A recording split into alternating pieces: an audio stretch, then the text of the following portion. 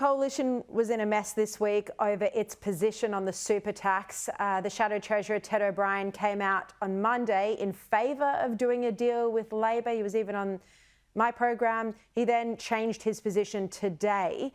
James, are you now worried? And, you know, we all agree that the Coalition shouldn't be supporting higher taxes. But are you now worried that the final legislation will be worse because Labor's going to arrive at their position through a negotiation with the Greens?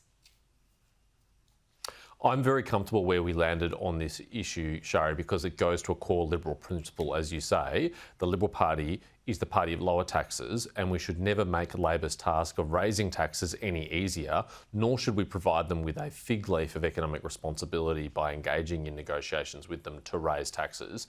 The truth is that we can't stop Labor doing this because with their coalition partners in the Greens, they do have a majority in the Senate, but that won't stop us fighting it, and we're going to fight it as hard as we can.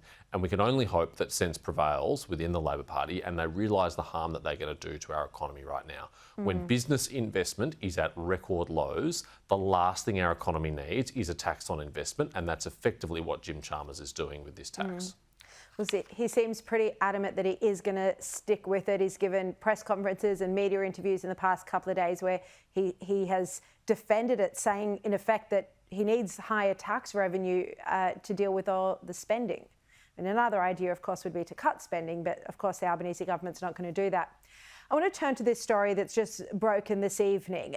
News.com.au's political editor Samantha Maiden has been disinvited by a Sydney University student-run newspaper, Ani Soir, to speak at a student conference. Now, Ani Soir wrote to her after initially inviting her, begging her to come. They then wrote to her and said, "We've received community concerns about your political coverage and reporting on the Palestinian genocide. As a left-wing newspaper, Ani Soir recognises that Israel is committing an ongoing genocide in Palestine, and we do not feel that our values align or that we can platform your work as a result." Now, James, Sam Maiden, as far as I'm aware, and I read most of her stories, she hasn't written anything about this issue at all. But that's beside the point. I mean, this is serious discrimination, isn't it? Because if they won't have Sam Maiden speak, they'd never have a Jew speak. Sharri, you're right. It's absolutely bizarre that she's been deplatformed for something that she herself has no memory of having written about. But as you say, it doesn't matter, even if she'd been a prolific writer on Israel-Palestine issues, and even if she'd taken a stance that the paper disagreed with.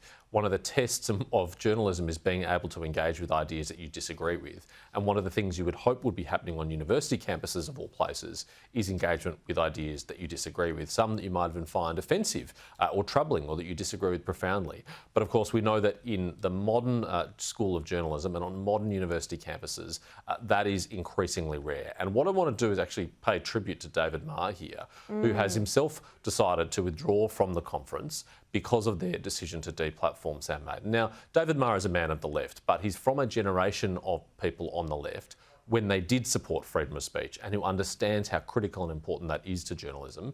And so I think he's demonstrated himself to be a person of principle. It deserves to be, praised here.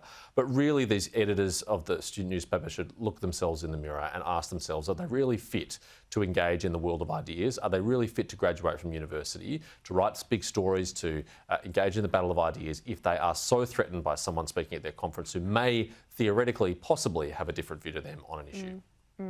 I want to echo your congratulations to David Marr for out of principle pulling out of the event. Now, I'm not going to name them, but I do understand there are other high-profile journalists who are still speaking, and I hope they withdraw as well because this is truly discriminatory. All right, James Paterson, thank you so much as always.